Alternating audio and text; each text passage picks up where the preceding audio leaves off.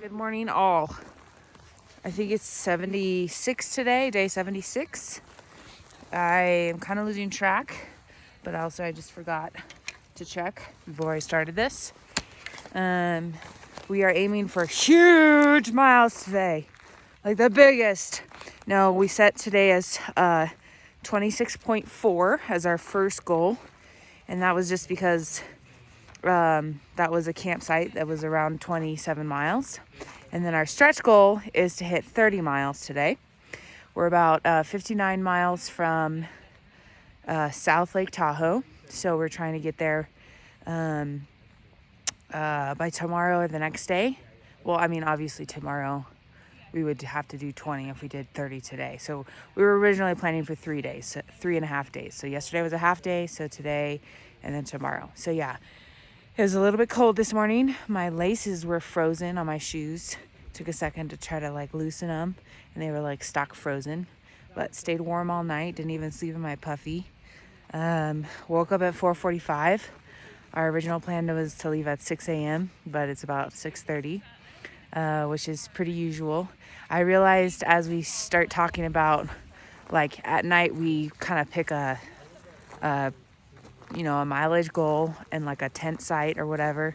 And then we say, what time do you want to get up? Or what time do you want to leave? And I realized yesterday that I was like, okay, I just have a time that I want to wake up. Because I was last night I was well, I don't want to wake up any earlier than 4:45.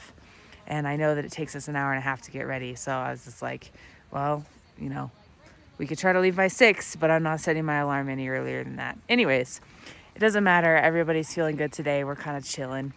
I'm going to hike in my gloves and my puffy. And I'm feeling good today. I'm ready for it.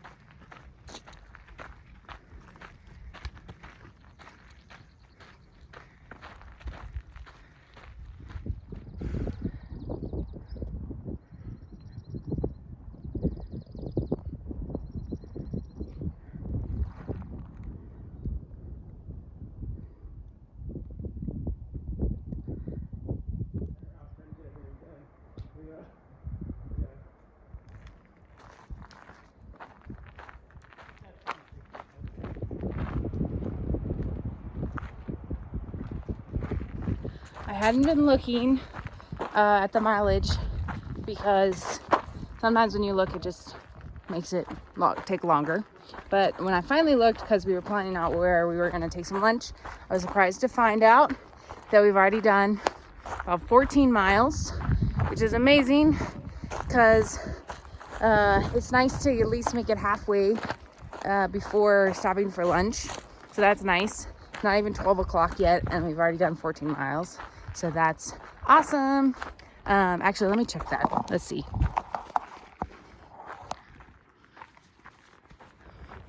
12 o'clock right now. We've done 14 miles. So that's pretty cool. Had some service at the top of the ridge. Called my sister and my brother. And that was nice to hear their voices. And they were like, so how's the trail? And I was like, we just hiking. We hiking.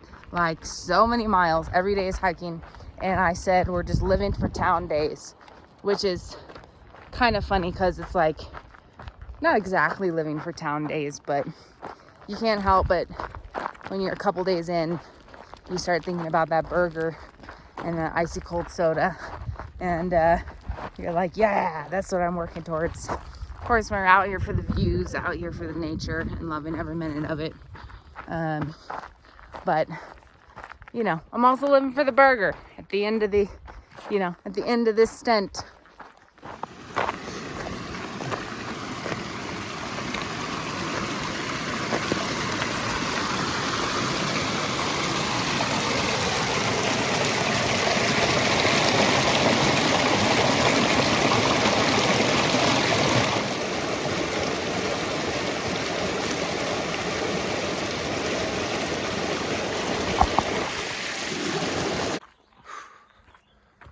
Yo, what's up, y'all? It's Birdie here, doing another bird call YouTube talking thingy. I don't do too many of these. I try to, when I do them, have something to talk about, I guess. I don't know. Anyways, so this one I'm gonna talk about is wet feet and wet shoes. We get those a lot on the PCT, especially in the last section that we're sort of finishing up here, the Sierras. So here's the deal. In the beginning, you're real picky about getting your feet wet. Nobody wants to hike in wet feet. So you're tiptoeing around puddles and mud and all that stuff. But the river crossings get to be kind of big, and they get to be like, there's a lot of them. So it's a pain. And sometimes there's no way around it. You gotta trudge through the water. And sometimes you're doing it all day long. So you got wet feet all day, and it's not that great. So one thing you can do is towards the end of the day, you start getting picky again, because you know you're gonna make camp soon. But sometimes you do a big river crossing right before you gotta make camp, and you get soaked. I'm gonna switch hands here. Okay. And you get soaked right before you make camp, which sucks. So you roll into camp, wet socks, wet shoes, and the sun is setting. So I got a little thing I've been doing that helps, and might help you too. First thing you want to do, I think, is pretty standard. Loosen up your laces real good on your wet shoes at the end of the night. Pull them tongues out as much as you can without undoing the laces, all the way or whatever. Get some airflow in that shoe. Pull those inserts out so they're not in there. And then what I like to do is I take my trekking poles, I lie them on the ground with about that much space in between them, so they're flat like that on the ground. I use them like a drying rack for my shoes and my insoles. That way they're not sitting on the cold ground all night, because you're not bringing your wet shoes into the tent. So I put my shoes all opened up with the tongue out and everything. I sit them on my trekking pole drying rack, so they're sitting about half an inch above the ground. Get some airflow under there. I set my insoles on that too. Hang your wet socks. First, wring them out. If you can wring them out first, they'll dry a lot better. And then dangle them. Usually tents have some little loops that you can hang your socks on the inside of your tent. Next morning, shoes and soles are dang near dry. All right, Birdie out.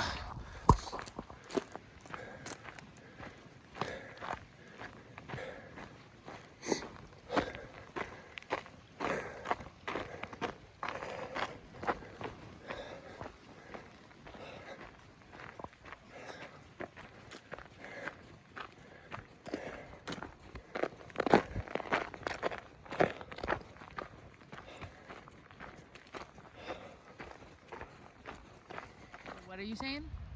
What am I saying? What were you saying? Repeat yourself. What was I saying? About coffee. Oh, I'm so happy to have coffee. So we're sitting here, Yeah, and a water bottle. Our water bottle fell all the way down there. It's lumpy. We've done worse than this.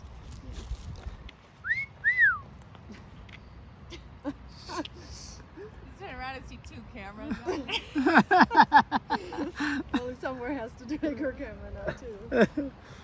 I don't really feel like it's been photo worthy. Is it? Does it have the lid on or not? $5. Lid's still on. Oh man. Well, Why you use all of that water you filtered? that I actually am very happy about that. So I don't know what you saw flipping off that. Must have just been a piece I of think it was ice just snow shooting or at you. rock. Yeah.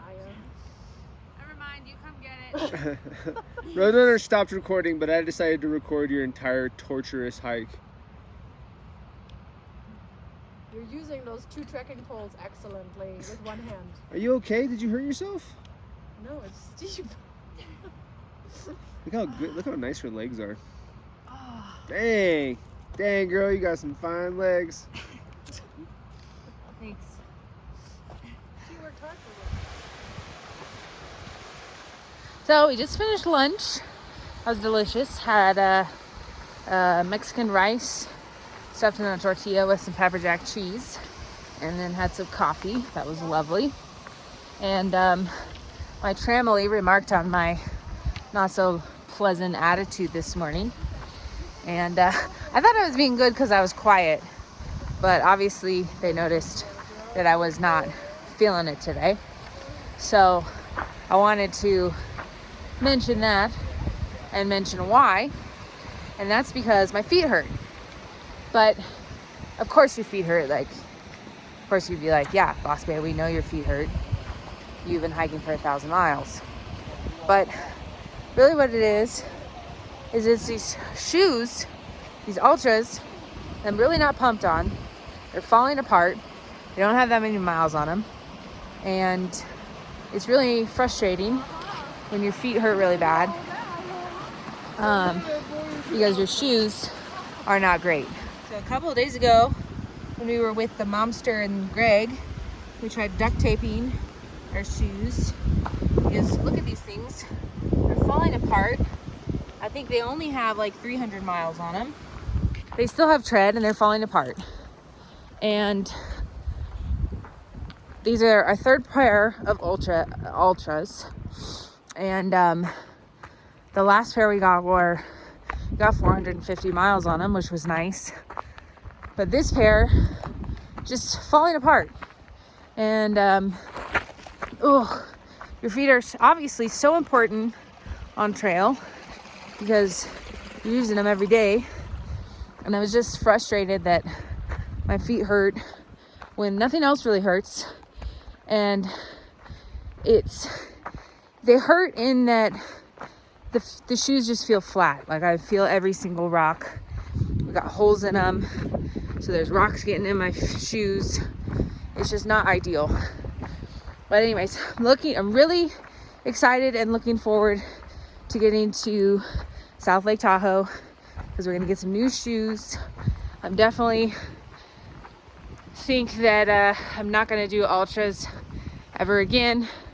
The quality is not great, and I can't trust how many miles I'm gonna get out of them anymore. So anyways, feeling much better after some lunch and some break time, and I'm gonna try not to be so obviously in a bad mood around my trail family. I hate being like the person that brings everybody down, or obviously they notice when I just shut up. But anyways, I started to say, like, feelings out here on trail are like, they just swing. It's like a pendulum.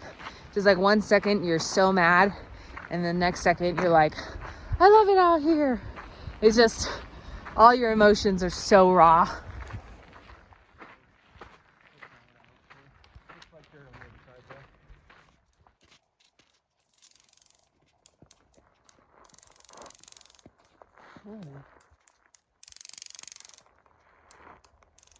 Oh, weird.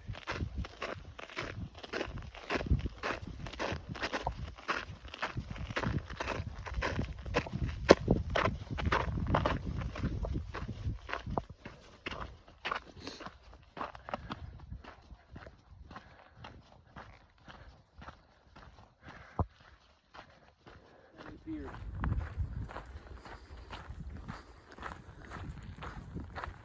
I don't recall. I don't think so. Is it black hair? Yes.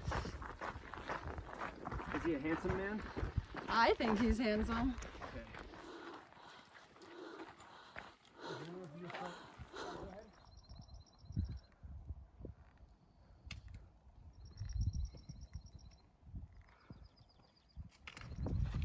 That was good. You guys kissed really fast. Yeah.